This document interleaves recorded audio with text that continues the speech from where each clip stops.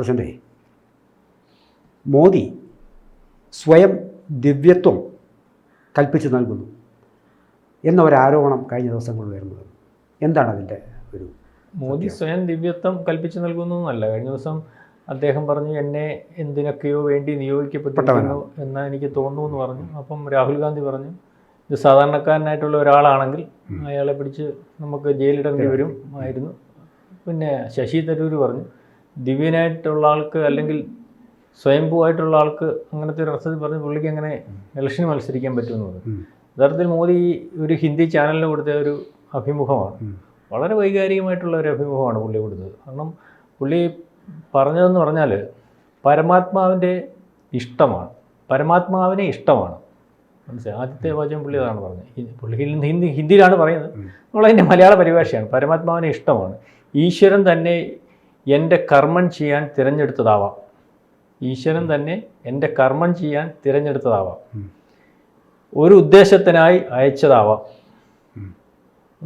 നമുക്ക് നമ്മുടെ പ്രേക്ഷകർക്ക് മനസ്സിലാവാൻ വേണ്ടി പറഞ്ഞു, രണ്ടു വട്ടം പറഞ്ഞു. ഒരു ഉദ്ദേശത്തിനായി അയച്ചതാവാം, ഈശ്വരൻ തന്നെയാണ് എന്നെ കൊണ്ട് എല്ലാം ചെയ്യിക്കുന്നത്, ഈശ്വരൻ തന്നെയാണ് എന്നെ കൊണ്ട് എല്ലാം ചെയ്യിക്കുന്നത്, ദൈവം തന്നെ ഓടിക്കുന്നു, ദൈവം തനിക്ക് പദവികൾ തരുന്നു, പ്രതാപം തരുന്നു, ദൈവം തന്നെ ചെയ്യുന്ന പ്രവൃത്തിക്ക് ഫലവും തരുന്നു, ദൈവം തന്നെ ചെയ്യുന്ന പ്രവൃത്തിക്ക് ഫലവും തരുന്നു.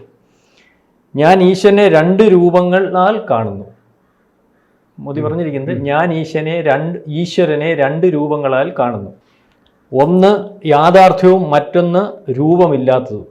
വളരെ അർത്ഥവത്തായ കാര്യമാണ്. ഒന്ന് യാഥാർത്ഥ്യവും മറ്റൊന്ന് രൂപമില്ലാത്തതും. 140 കോടി ജനങ്ങൾ പരമാത്മാവായി ഞാൻ കാണുന്നു. 140 കോടി ജനങ്ങളെ പരമാത്മാവായി ഞാൻ കാണുന്നു. പരമാത്മാവിനെ പറ്റി ചർച്ച ചെയ്യേണ്ടി വരും. അല്ല, ഇത് കഴിഞ്ഞിട്ട് സാർ പറഞ്ഞാൽ മതി.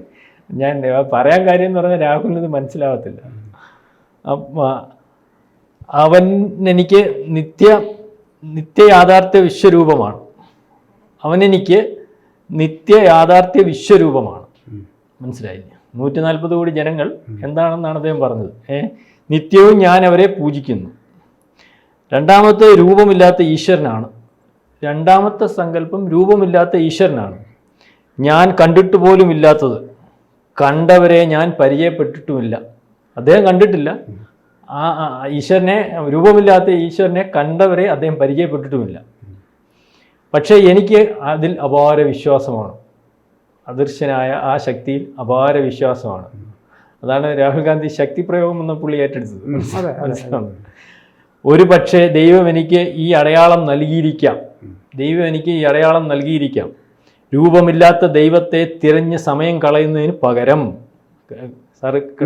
രൂപമില്ലാത്ത ദൈവങ്ങളെ തിരഞ്ഞ് സമയം കളയുന്നതിന് പകരം ഈ രൂപമുള്ള ഈശ്വരനെ, അത് രൂപമില്ലാത്തവർ ഈ രൂപമുള്ള ഈ രൂപം എന്ന് പറഞ്ഞാൽ ഈ 140 കോടി ജനങ്ങൾ ആ രൂപത്തെ ഈശ്വരനായിട്ട് സങ്കല്പിച്ചാൽ അദൃശ്യനായ ആ ദിവ്യശക്തി ഒപ്പമുണ്ടാവും. ഇതാണ് മോദിയുടെ ഇൻ്റർവ്യൂവിൽ അദ്ദേഹം പറഞ്ഞത്.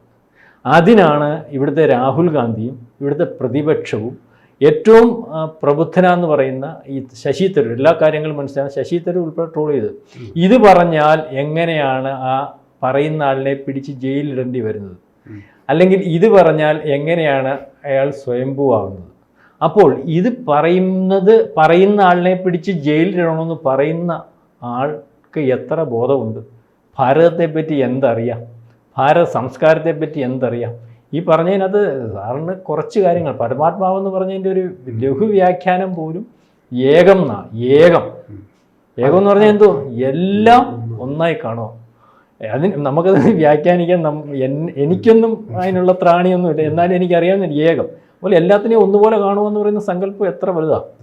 അപ്പം മോദി ജനങ്ങളുടെ കാര്യം മാത്രമാണ് എടുത്തു പറഞ്ഞത്. ഇപ്പോൾ സാധാരണ ആൾക്കാർക്ക് മനസ്സിലായിക്കിട്ടുള്ളൂ എന്ന് പറയും. അദ്ദേഹം കാണുന്ന ഏകം എന്ന് പറഞ്ഞാൽ ഈ ലോകത്തെ, അല്ലെങ്കിൽ അദ്ദേഹത്തിന് ഫസ്റ്റ് പ്രിഫറൻസ് ഭാരതമാകും, അല്ലെങ്കിൽ അതിനപ്പുറം ലോകത്തെ എല്ലാം ഒരുപോലെ കാണുന്നു. അത് മനുഷ്യനെ കാണുന്നുണ്ടാവും, പ്രപഞ്ചത്തിലെല്ലാം ചലനമുള്ളതും ചലനമില്ലാത്തതും എല്ലാത്തിനെയും അങ്ങനെ കാണുന്നുണ്ടാവും.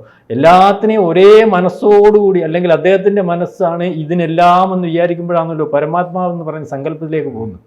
അത് എനിക്ക് ലഘുവ്യാഖ്യാനം അങ്ങനെ തന്നെയല്ലേ പരമാത്മാവ്. അതെ, ഞാൻ കേട്ടിട്ടുള്ളത് പരമാത്മാവിനെ പറ്റി നമ്മുടെ ഏത് സന്യാസിയാണ് ഈ ഇതിനെപ്പറ്റി നമ്മൾ അല്ല സാർ പറഞ്ഞിട്ടുണ്ട്? നമ്മൾ ഈ പരമാത്മാ സങ്കല്പം എന്ന് പറയുമ്പോൾ ഇപ്പോൾ മോദി ഈ പറഞ്ഞത് ലോകത്തെ ഏറ്റവും മനോഹരമായ സങ്കല്പങ്ങളിലൊന്നാണ് ദൈവം എന്ന് പറയുന്നത്. ഏതൊരു വിശ്വാസിയും പറയുന്ന ഒരു വാചകം മാത്രമാണ് സാധാരണക്കാരനായി നിന്നുകൊണ്ട് മോദിയും പറഞ്ഞതെന്നാണ് എൻ്റെ ഒരു പക്ഷം വാസ്തവത്തിൽ. അല്ലെങ്കിൽ പിന്നെ അദ്ദേഹം ഈ പറഞ്ഞത് തികച്ചും അബ്സ്ട്രാക്റ്റ് ആയിട്ടുള്ള ഇതുവരെ എനിക്ക് ദർശനീയം അല്ലാതിരുന്ന ഒന്നിനെ 145 കോടി ജനങ്ങളിലൂടെ ഞാൻ കാണുന്നു, അത് യാഥാർത്ഥ്യമായി കാണുന്നു, ഞാൻ ഇതിനു വേണ്ടി നിയോഗിക്കപ്പെട്ടവനാണ് എന്നൊക്കെ പറയുമ്പോൾ അതിനൊരു വലിയ ഫിലോസഫിക്കൽ വാല്യൂ ആണുള്ളത്. സാധാരണക്കാരന് മനസ്സിലാകുന്ന രീതിയിൽ ഒരു സാധാരണക്കാരനായി നിന്നുകൊണ്ട് മോദി തനിക്ക് പറയാനുള്ളത് തികഞ്ഞ ഒരു വിശ്വാസിയുടെ മാനവസേവ അതാണ് പറഞ്ഞത്. ആദ്യം അദ്ദേഹം ഞാൻ സേവകനെന്ന് പറഞ്ഞപ്പോഴും ഇവിടെ കളിയാക്കിയ ആൾക്കാരാണ് ഉണ്ടായിരുന്നത്. വാസ്തവത്തിൽ ഇപ്പോൾ താങ്കൾ പറഞ്ഞതുപോലെ തന്നെ ഇത്രയും വളരെ ഫിലോസഫിക്കൽ വാല്യൂ ഉള്ള ഒരു ദർശനത്തെ വളരെ ലഘുവായി അദ്ദേഹം ഇവിടെ പറയുമ്പോൾ സാധാരണക്കാരന് മനസ്സിലാവുന്ന രീതിയിൽ അവതരിപ്പിക്കുമ്പോൾ അതിനെ ഈ ബുദ്ധിജീവികൾ എന്ന് പറയുന്ന അല്ലെങ്കിൽ മുതിർന്ന നേതാക്കൾ എന്ന് പറയുന്ന അവർക്ക് ബുദ്ധി ഉണ്ടോ ഇല്ല എന്നുള്ള കാര്യം വേറെ. പക്ഷേ എങ്കിലും ആ ബുദ്ധി തലച്ചോറ് ഭംഗിയായി വർക്ക് ചെയ്യുന്ന ചില നേതാക്കൾ കൂടി ഇതിനെ ട്രോളി എന്ന് പറയുമ്പോൾ അത് എന്ത് നിലവാരമാണെന്ന് നമുക്ക് പരമാത്മാവിനെ പറ്റി ഞാൻ പരമാത്മാ സങ്കല്പത്തിനെ പറ്റി ശങ്കരാചാര്യരാണല്ലോ പരമാത്മാ സങ്കല്പത്തിൽ എത്തിച്ചേർന്ന മനുഷ്യൻ. നമ്മൾ അദ്ദേഹത്തിൻ്റെ അടുത്ത് ഏറ്റവും അവസാനം ചോദിച്ചപ്പം ഏറ്റവും ലളിതമായിട്ട് പറഞ്ഞൊരു കാര്യം ഞാൻ കേട്ടിട്ടുള്ളത്, ഒരു നമ്മുടെ ഈ ഉപ്പ് പ്രതിമ നിങ്ങളുടെ അടുത്ത് കടലിനകത്ത് ഇട്ടാൽ അത് താപ്പോട്ട് പോയി കടലിൻ്റെ ആഴത്തിനെ പറ്റി നമുക്കൊരു അങ്ങനെ അലിഞ്ഞു തീരുന്നത് പോലെയാണ് നമ്മൾ പരമാത്മാവിലേക്ക് ലയിക്കുന്നത്. അത് എങ്ങനെയാണോ മനസ്സിലാവുന്നത്? അപ്പോൾ ഇത് അലിഞ്ഞു തീരുമ്പം പരമാത്മാവും അല്ലെങ്കിൽ ഇതും തമ്മിൽ വ്യത്യാസമൊന്നുമില്ല. അപ്പം അത് മനസ്സിലായി. ചട്ടമ്പിസ്വാമി നേരത്തെ ഒരു കഥ ഞാൻ കേട്ടിട്ടുണ്ട്. ചട്ടമ്പിസ്വാമി അദ്ദേഹം ഈ ഒരു അവസ്ഥയിലുള്ള മനുഷ്യനാണെന്നില്ല. അദ്ദേഹം ഒരു സദ്യക്ക് വിളിച്ചു അദ്ദേഹത്തിൻ്റെ ഒരു ശിഷ്യൻ. അതുപോലെ അന്നേരം പറഞ്ഞ എൻ്റെ കൂടെ ഒരു 10-30 പേരൂടെ കാണും. അപ്പം അവിടെ ചെന്നപ്പോൾ ഈ പട്ടിയുണ്ട്, പൂച്ചയുണ്ട്, പ്രാണികളെല്ലാം ഉണ്ട്. അപ്പോൾ എല്ലാവരും പുള്ളി പറഞ്ഞ ചിട്ടയനുസരിച്ച് പുള്ളിയുടെ കൂടെ നേരെ നിരുന്ന് ഭക്ഷണം കഴിച്ചു കഴിഞ്ഞിട്ട് പുള്ളി പറഞ്ഞു ഇനി എല്ലാവരും പൊക്കോ, ഞാനൊന്ന് വിശ്രമിക്കട്ടെ എന്ന് പറഞ്ഞിട്ട്. അപ്പോൾ എല്ലാവരും പോയി കഴിഞ്ഞപ്പോൾ ഇദ്ദേഹം ചോദിച്ചു എന്തോ ഇത് ഇങ്ങനെ അങ്ങ് പറയുമ്പോൾ ഇതെല്ലാം വന്നിരിക്കുന്നു കഴിക്കുന്നു, അപ്പം അങ്ങ് പറയുമ്പോൾ പോകുന്നു, ഇത് ഈ വന്യ അല്ലെങ്കിൽ ഇവരെയൊക്കെ എങ്ങനെ നിയന്ത്രിക്കാൻ കഴിയുമെന്ന് പറഞ്ഞപ്പോൾ ചട്ടമ്പിസ്വാമി പറഞ്ഞ ഒരു കാര്യം എന്ന് പറഞ്ഞാൽ എൻ്റെ മനസ്സും അവരുടെ മനസ്സും ഒന്നാണ്, അതെപ്പോഴായിത്തീരുന്നോ നിനക്കും അത് സാധ്യമാകും. പരമാത്മാവിൻ്റെ വേറെ സങ്കല്പം അത് പറഞ്ഞത്.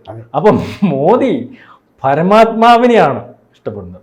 അപ്പം ആ ഒരു സങ്കല്പം എന്ന് പറഞ്ഞാൽ ഈ ലോകത്തെ അദ്ദേഹത്തിന് വിഹരിക്കുന്ന ഇതെന്ന് പറഞ്ഞാൽ പ്രധാനമന്ത്രി അല്ലെ രാഷ്ട്രീയക്കാരൻ, അദ്ദേഹം ഈ സേവിക്കുന്ന 140 കോടി ജനം, ആ 140 കോടി ജനങ്ങളുടെ മനസ്സും അദ്ദേഹത്തിൻ്റെ മനസ്സും ഒന്നാണ്. അതിനൊരു വലിയ അർത്ഥമുണ്ട്. അത് രാഹുൽ ഗാന്ധി എന്ന് പഠിക്കുന്നോ അന്ന് അദ്ദേഹം പ്രധാനമന്ത്രിയാവും, അല്ലെങ്കിൽ അതിനപ്പുറമാവും. അല്ല, അതിനുള്ള ത്രാണി ഉണ്ടാകട്ടെ എന്ന് പറയാനുള്ളത്. ഇപ്പോൾ മഹാനായ കബീറും തുളസിയും ഒക്കെ തന്നെ എത്ര മനോഹരമായിട്ടാണ് ദൈവത്തെ സങ്കല്പിച്ചിരിക്കുന്നത്. ഒരു നിർഗുണ പരബ്രഹ്മധാരയിൽപ്പെട്ട ആളാണ് കബീർദാസ്. അദ്ദേഹം ആ നിർഗുണ പരബ്രഹ്മധാരയിൽ കൂടി സഞ്ചരിക്കുമ്പോഴും ദൈവത്തെ വ്യാഖ്യാനിച്ചിരിക്കുന്ന ആ ഒരു പരബ്രഹ്മധാര എന്ന് പറഞ്ഞാൽ പരമശിവന്റെ സങ്കല്പം. ഇതൊക്കെ നമ്മൾ മനസ്സിലാക്കാതെ വായിക്കാതെ രാജ്യത്തിന്റെ മൂല സ്വഭാവം അറിയാതെ ഇവിടുത്തെ ഫിലോസഫിനെ അറിയാതെ ഈ പറയുന്ന ഒരാളെ അവർക്ക് ഒറ്റ ലക്ഷ്യം മാത്രമേ ഉള്ളൂ. ഒരാൾ പറയുമ്പോൾ ആ ആളാണ് ടാർഗറ്റ്. ഒരുപക്ഷെ അവർക്ക് ഇതൊക്കെ അറിയാമായിരിക്കാം, പക്ഷെ അറിയാൻ സാധ്യതയില്ല സാർ. അല്ലെ, നമ്മൾ എങ്ങനെ അറിഞ്ഞുകൂടാ?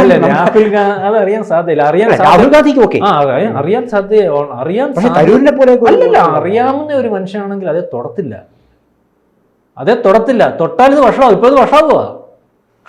ഇപ്പൊ നമ്മൾ ചർച്ച ചെയ്യാൻ കാര്യം എന്താണ്, മോദി എന്താണ് പറഞ്ഞതിനെ പറ്റി നമ്മൾ ചർച്ച ചെയ്യാൻ കാര്യം എന്ന് പറഞ്ഞാൽ മോദി അത് ഇന്റർവ്യൂ കണ്ട നമുക്ക് വൈകാര്യമായ അനുഭവം ഉണ്ടാവും. പലപ്പോഴും മോദിയുടെ പ്രസംഗത്തെ ഒരു 45 മിനിറ്റ് പ്രസംഗം ഒരു ഇന്റർവ്യൂ കൊടുക്കുകയാണ്, അഭിമുഖം കൊടുക്കുകയാണ്. അതിൽ 40 മിനിറ്റും അദ്ദേഹം സംസാരിക്കുന്നത് രാജ്യത്തെക്കുറിച്ചും ജനങ്ങളെക്കുറിച്ചും ഒക്കെയാണ്. ഒരു 5 മിനിറ്റ് അദ്ദേഹം അതിന് പുറത്തേക്ക് സംസാരിക്കുമ്പോൾ അതിലാണ് 45 മിനിറ്റ് ഇതിൽ പോകും.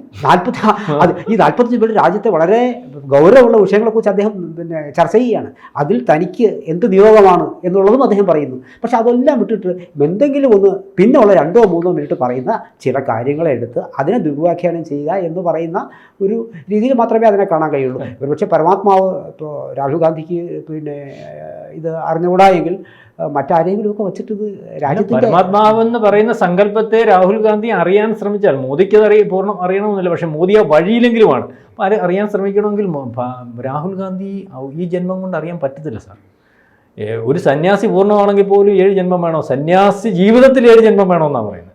അതുകൊണ്ടായി ഈ അവധൂതർ എന്ന് പറയുന്നവർ ഒരു ജന്മത്തിൽ തന്നെ ആ 7 ജന്മത്തിൻ്റെ കടമ കഴിഞ്ഞ് 10,1500 കൊല്ലം ജീവിച്ചിരിക്കുന്ന ഒരവസ്ഥയിൽ അത് അങ്ങനെ ആ അവസ്ഥ കഴിഞ്ഞങ്ങ് മോക്ഷപ്രാപ്തിയിലെത്തുന്നത്. അപ്പോൾ നമ്മൾ പറയുമ്പോൾ നമ്മൾക്ക് ഇതാന്ന് പറയും, ഈ നമ്മുടെ ഏറ്റവും ആൾക്കാർക്ക് പരിചയപ്പെടുന്ന രീതി മനസ്സിലായ ഈ കരുനാഗപ്പള്ളിയിലെ അമൃതാനന്ദമയി നമ്മുടെ തിരുവനന്തപുരത്ത് കടൽ തീരത്ത് അവരുടെ അറിയാമല്ലോ, ഗുരുവായിട്ട് കാണുന്ന ഒരു സ്ത്രീ ഉണ്ടായിരുന്നു, അവധൂതയായിരുന്നു. പട്ടിക്ക് ചോറ് പാത്രത്തിൽ നിന്ന് കൊടുക്കുന്നു, പട്ടിയുടെ ചോറ് ആ പട്ടി അവരുടെ പാത്രത്തിൽ നിന്ന് കഴിക്കുന്നു, ഇടയ്ക്ക് കടലിൽ ഇറങ്ങി പോകുന്നു. ഇവർ റോഡിൽ വന്ന് തിരുവനന്തപുരത്ത് ടൗണിൽ കൂടെ നടക്കുമ്പോൾ ഏതെങ്കിലും കടയിൽ കയറി ആ കടയിൽ നിന്ന് ഒരു സാധനം എടുക്കാൻ ആഗ്രഹിക്കുന്ന കച്ചവടക്കാർ ആ കടയിൽ കയറി ഒരു സാധനം എടുത്തു കഴിഞ്ഞാൽ ആ കടയിൽ നിന്ന് പുഷ്കര കച്ചവടമാണ്. അപ്പോൾ അത്രയും പോസിറ്റീവ് അവധൂത സന്യാസിയാണ്. അപ്പോൾ അവർ തന്നെ ഇവിടെ ജീവിച്ചിരുന്നതിന് 400 കൊല്ലത്തെ ചരിത്രമുണ്ട് ഭൂമിയിൽ. പിന്നെ അവരെവിടെയൊക്കെ ജീവിച്ചിരുന്നെന്ന് അറിയാൻ പറ്റത്തില്ല. അപ്പോൾ ആ ഒരു സങ്കല്പത്തിലേക്ക് ചിന്തിക്കാൻ പോലും കഴിയത്തില്ല. ഇത് പറയുന്നവൻ ഭ്രാന്തനാന്ന് പറയും. ഇപ്പോൾ രാഹുൽ പറഞ്ഞില്ലേ മോദിക്ക് ഭ്രാന്താന്ന്, പറഞ്ഞിട്ടില്ല. ഇതിനകത്തിപ്പോൾ ഈ പരമാത്മാവിനെ പൂർണ്ണമായി അറിഞ്ഞവരാരില്ല. അതെ. അപ്പോൾ പക്ഷേ നമുക്ക് ഇതിൻ്റെ ഒരു അരികത്ത് നിന്നുകൊണ്ട് ചില കാര്യങ്ങൾ നമുക്ക് സംസാരിക്കാൻ നമുക്ക് സാധ്യമാകും, നമ്മെപ്പോലുള്ളവർ. അപ്പോൾ പല പല വ്യാഖ്യാനങ്ങൾ ഇതിന്മേൽ ഉണ്ടായിട്ടുണ്ട്. ഇപ്പോൾ ഒരു വാക്കുകൂടി പറഞ്ഞ് നമുക്ക് അവസാനിപ്പിക്കാൻ തോന്നുന്നു. കാരണം പിന്നെ ഹിന്ദിയിലെ 2 വരികൾ ഞാൻ പറയാം. ലാലി ദേഖന് മൈച്ചലി ജിത് ദേക്കും തിതിലാൽ. ആദ്യത്തെ ഒരു ഭാഗം എൻ്റെ കയ്യിൽ നിന്ന് പോയി മൈ ഭി ഹോ ഗയി ലാൽ എന്നാണ് പറയുന്നത്. അത് ലാൽ ലാലി എന്നുള്ള പദങ്ങൾ എടുത്തിട്ടാണ് സത്യത്തെയും ദൈവത്തെയും സ്നേഹത്തെയും ഒക്കെ അദ്ദേഹം പറയുന്നത്. അപ്പോൾ ഈ ദൈവത്തെ അറിയാനായിട്ട് പോയി, സത്യത്തെ അറിയാനായിട്ട് പോയി, സ്നേഹത്തെ അറിയാനായിട്ട് പോയി. അപ്പോൾ അതുപോലെ തന്നെ ദൈവത്തിനെ അറിയാനായിട്ട് പോയി ഈ വലിയ ഒരു സാഗരം പോലെ കിടക്കുന്ന ഒന്നിനെ അതിലെന്താണെന്ന് പോലും മനസ്സിലാക്കാതെ ഞാൻ ഭ്രാന്ത് പിടിക്കുന്ന ഒരു അവസ്ഥയുണ്ട്. അപ്പോൾ പിന്നെ അത്രയും വിശാലമായ ഒന്നിനെ വളരെ ലളിതമായിട്ടാണ് അദ്ദേഹം പറഞ്ഞു തന്നത്. അതിന് ഇത്തരത്തിൽ ദുർവ്യാഖ്യാനം ചെയ്യുന്നവർ ചിന്തിക്കട്ടെ. അല്ല, അത് അവർക്ക് അങ്ങനെ പറയാനൊക്കെ ഭ്രാന്താന്നേ പറയാനൊക്കെ. കാരണം ചില ചേഷ്ടകൾ ചിലർ കാണിക്കുമ്പോൾ നമുക്ക് ഭ്രാന്ത് പോലെ തോന്നും. അതിൻ്റെ യഥാർത്ഥ അവസ്ഥ അവരല്ലേ അനുഭവിക്കുന്നുള്ളൂ. അപ്പോൾ അത് പറഞ്ഞുകൊണ്ട് നമുക്ക് നിർത്താം. കൂടുതൽ വാർത്തകളും വിശേഷങ്ങളും നിങ്ങളിലേക്ക് എത്താൻ ABC മലയാളം സബ്സ്ക്രൈബ് ചെയ്യുക, ബെൽ ബട്ടണും അമർത്തുക.